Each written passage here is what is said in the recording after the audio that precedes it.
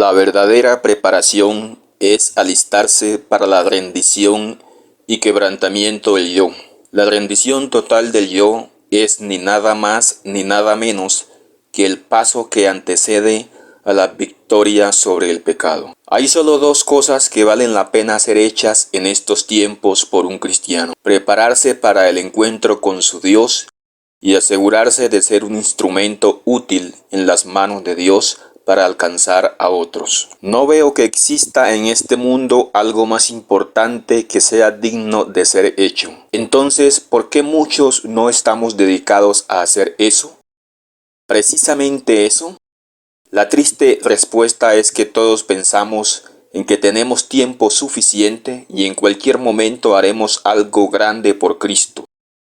Y también en cualquier momento se producirá ese cambio en nosotros que nos llevará a un encuentro con Dios. Un encuentro para prepararnos y estar listos para irnos con Él. Trágicamente, esos dos momentos esperados de esa manera nunca vendrán. No vendrá un momento cuando en un arranque repentino decidamos ser transformados. No vendrá un momento cuando de repente resultemos haciendo algo grande para Dios. No esperes que pase algo si no comienzas hoy a entregarte a hacer algo por Dios. He ido comprendiendo que la vida es una suma, un consolidado que va increciendo. Nadie se salva ni nadie se pierde de la noche a la mañana. Todo es un proceso. Hoy puedes hacer algo por Dios, pero también si quieres avanzar en tu preparación, puedes hacer algo por ti. Y ese algo es rendirte. Ríndete y comienza desde ya, porque el proceso es difícil. Esto es un proceso que más vale la pena comenzar ahora. La gran victoria es quebrantar el yo, pero esa obra la hace el Espíritu Santo. La única acción nuestra es poner la voluntad para rendirnos, soltar y comprender que ya no podemos. La finalidad es que ya no seamos nosotros, sino que sea Dios que tome el control.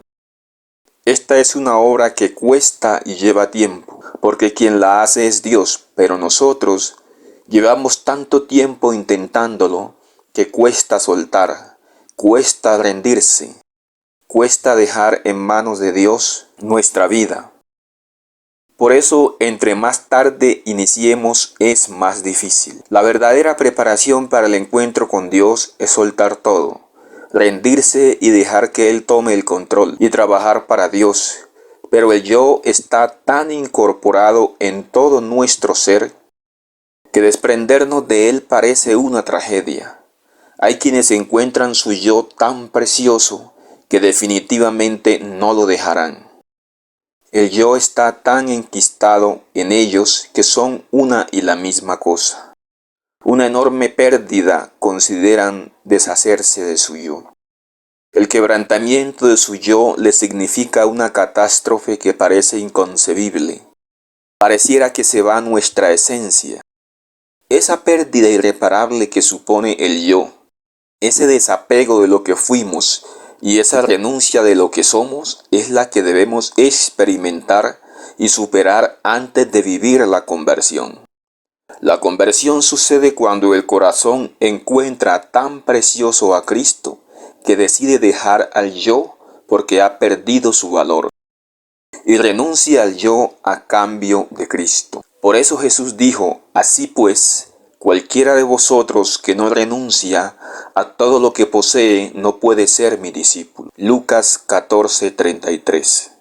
¿Y qué es todo? En realidad, la única conciencia de nuestras posesiones las tenemos por el yo. Aquel que, como Pablo, renuncia al yo, comienza a tener por basura lo que posee con tal de ganar a Cristo. La conciencia de que somos o poseemos algo valioso que nos hace grandes está solo en el yo. Una vez se renuncia al yo, se renuncia a ser definido por aquello que somos o poseemos. Y a cambio, ahora somos definidos a la manera de Cristo. De manera que nosotros de aquí en adelante a nadie conocemos según la carne, dice el apóstol Pablo. Y aun si a Cristo conocimos según la carne, ahora ya no le conocemos así. De modo que si alguno está en Cristo, nueva criatura es. Las cosas viejas pasaron, he aquí todas son hechas nuevas. Segunda de Corintios 5:16. Esa es la conversión o el nuevo nacimiento. ¿Y qué es el yo? Es esa conciencia paralela, interna, que reclama ser atendida, bien tratada. Ese clamor interno por tener la razón siempre, el primer lugar, esa dignidad superpuesta que se enoja cuando nos dicen algo que no nos deja bien representados. La desazón cuando alguien nos hace quedar en ridículo. Esa dignidad suprema del ego interno que solicita no ser ofendida, reclamando nuestros derechos, sublevándose cuando somos tratados con injusticia. Y entonces, en nombre de la justicia, claro está, la justicia propia, reclama que se restablezcan sus derechos, porque eso no se puede quedar así. Ese es el yo. El yo solicita que no nos dejemos, que no pasemos la ofensa por alto. Solicita dejar en claro quiénes somos. Solicita que se eleve la majestad de nuestro pedestal. Y cuando no queremos ceder a los clamores del yo, entonces el yo sugestiona al cerebro y saltan las emociones, sube la presión, se amarga el sentimiento. El yo hace que internamente las emociones se sobresalten, se muda el semblante y el organismo entra en desbalance emocional. Cuando llegamos ahí es porque el yo está inquieto, está en zozobra, pone al organismo en zozobra y se ha propuesto solo descansar cuando hacemos para él lo que nos pide. Y lo que pide es reclamar y causarle el mismo desbalance a otros yo, a otras personas con su yo. El yo quiere venganza, solo eso lo tranquiliza. Es esencialmente egoísta, centrado en sí mismo, vengativo. Envenena las emociones y los sentimientos para mortificar al organismo a que resuelva la situación atendiendo a sus clamores, que para el caso pueden ser muchos. A veces es vengándose o causando el mismo problema en otros. En otras ocasiones el yo asume otras formas. El yo se sienta soberano y en el cerebro toma el control del cuerpo, cerrando el paso a cualquier sentimiento diferente. Su majestad el yo se eleva soberano por encima de cualquier otra cosa, y cualquier cosa que intente quitarle la soberanía es objeto de su ira. No importa que sea Dios, la familia, el hermano, la esposa, el esposo, el hijo, lo que sea, el yo no acepta competencia. Una vez ha causado desequilibrio en una persona, solo descansa hasta causar el mismo daño en otros yo. Con lo cual podemos decir que el yo genera una cascada de mal, que es contagiosa.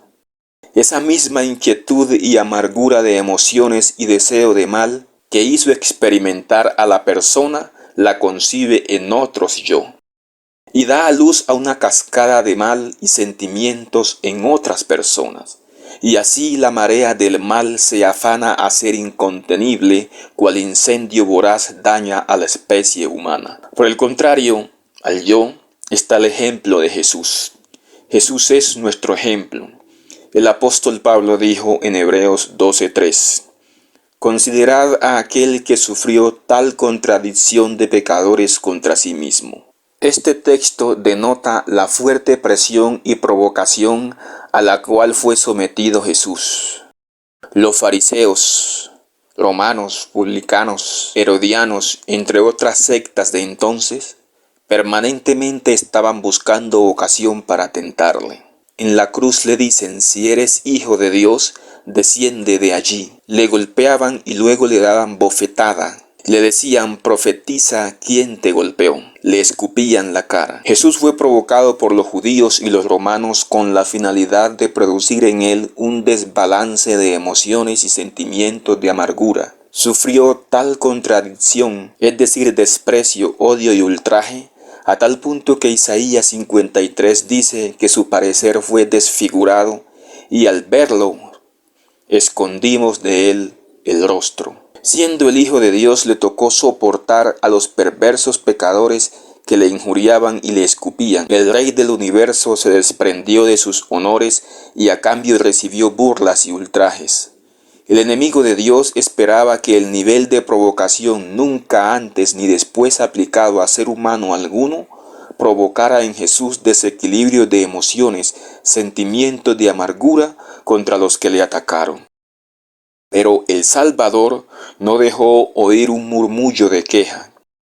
Su rostro permaneció sereno, pero había grandes gotas de sudor sobre su frente. No hubo mano compasiva que enjugase el rocío de muerte de su rostro, ni se oyeron palabras de simpatía y fidelidad inquebrantables que sostuviesen su corazón humano. Mientras los soldados estaban realizando su terrible obra, Jesús oraba por sus enemigos: Padre, perdónalos, porque no saben lo que hacen. Su espíritu se apartó de sus propios sufrimientos para pensar en el pecado de sus perseguidores y en la terrible retribución que les tocaría. No invocó maldición alguna sobre los soldados que le maltrataban tan fuertemente. No invocó venganza alguna sobre los sacerdotes y príncipes que se regocijaban por haber logrado su propósito. Cristo se compadeció de ellos por su ignorancia y culpa. Solo exhaló una súplica para que fuesen perdonados, porque no saben lo que hacen. El Hijo de Dios, aunque tenía razones para reclamar, no alegó nada a su favor. No exigió que le atendieran, ni reclamó trato especial. Él se despojó de las posesiones y honores que tenía para darse en favor de la humanidad. Esto agradó al Padre. Cristo de esa manera cumplió la ley de Dios, porque hizo la voluntad de Dios, se dio en favor de la humanidad. Con esto derrotó al egoísmo y al orgullo. Pese a la contradicción, los ultrajes y odio de pecadores que él sufrió, siempre mantuvo el amor por los demás. Él no hizo nada de sí mismo, sino que el Espíritu de Dios obró en él para estar sujeto a la voluntad del Padre.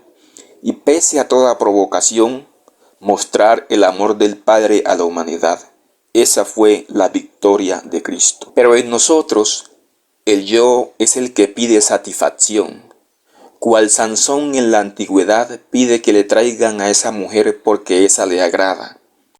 Como Esaú pide que le den esa comida porque no puede esperar más.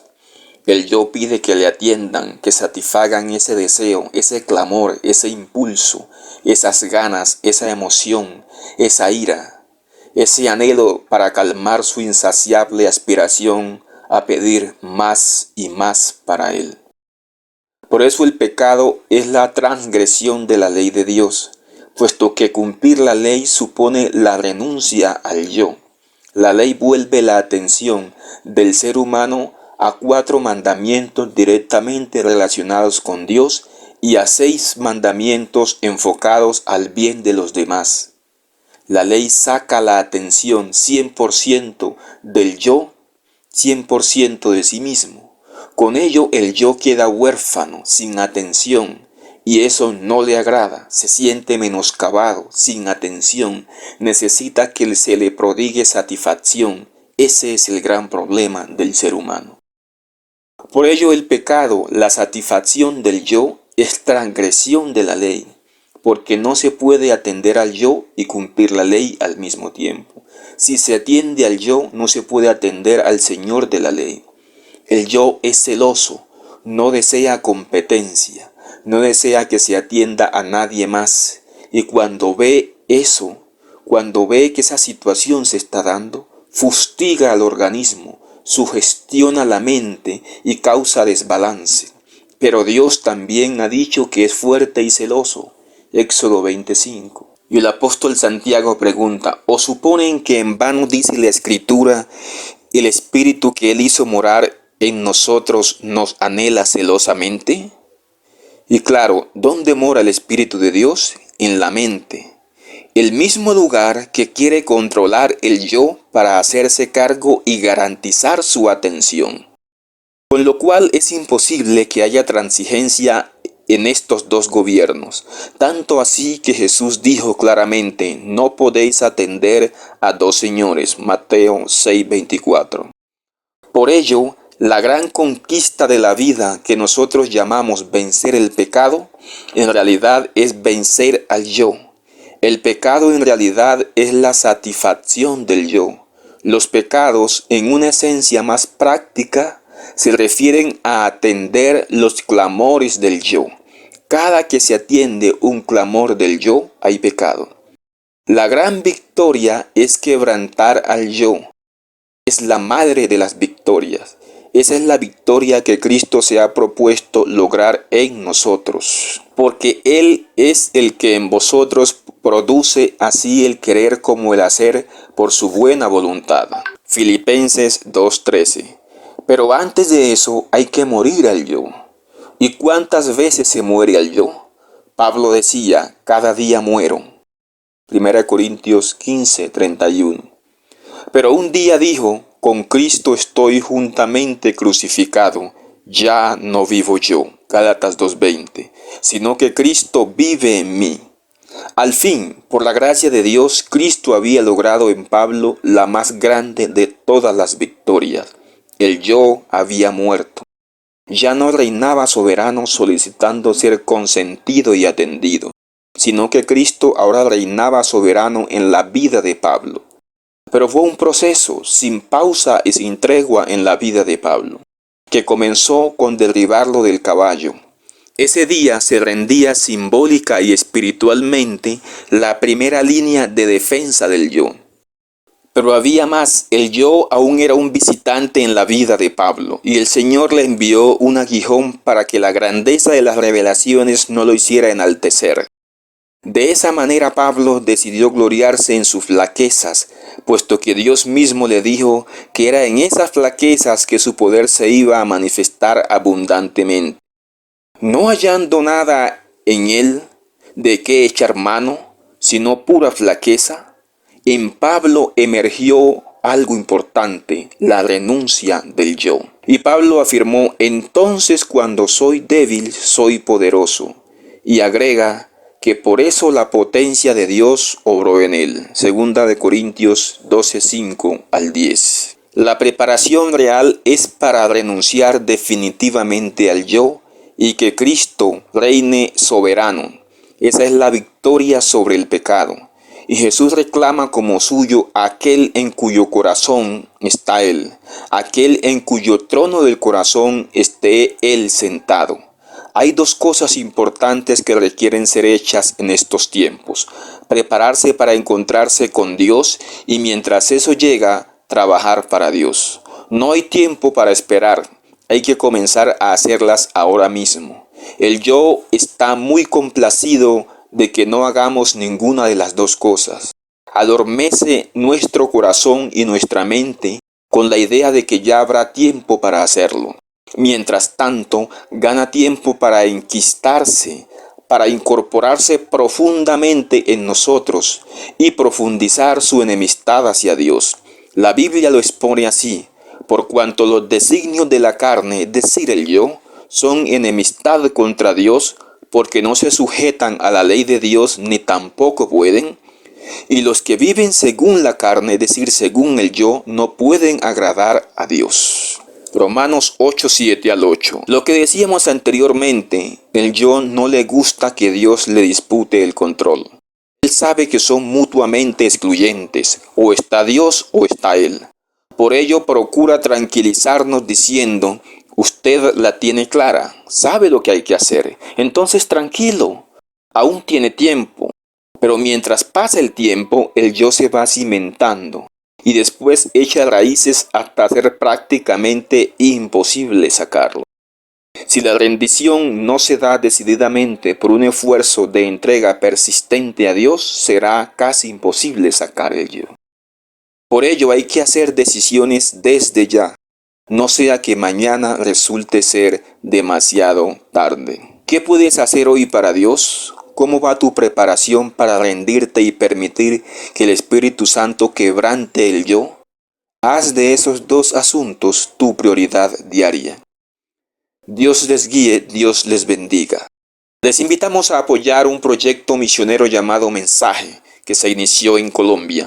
El objetivo es llevar a poblados donde no haya presencia adventista el mensaje del adventismo histórico. Les dejo el link para que visiten esta página y el que quiera hacer algo para Dios encuentre la manera de ayudar a llevar el mensaje, ya sea como voluntario o como aportante a este proyecto. Se requiere sostener los obreros voluntarios que van a ir allá y además proveer libros y literatura adventista para compartir. El proyecto no tiene financiación de la iglesia oficial, es una iniciativa de hermanos que creen necesario hacer la obra más allá de los lugares tradicionales y consideran oportuno trabajar para Dios ahora que aún tenemos días de libertades. Llegará pronto el tiempo cuando ni nuestro dinero ni nuestras mejores intenciones y deseos de contribución podrán usarse más. Ese día el yo buscará decirnos que se aproxima el momento de trabajar, pero infortunadamente ya será tarde. Hagamos algo ahora mientras dura el día. La noche vendrá cuando nadie podrá trabajar. Que Dios sea el que dirija nuestra vida de aquí a la eternidad.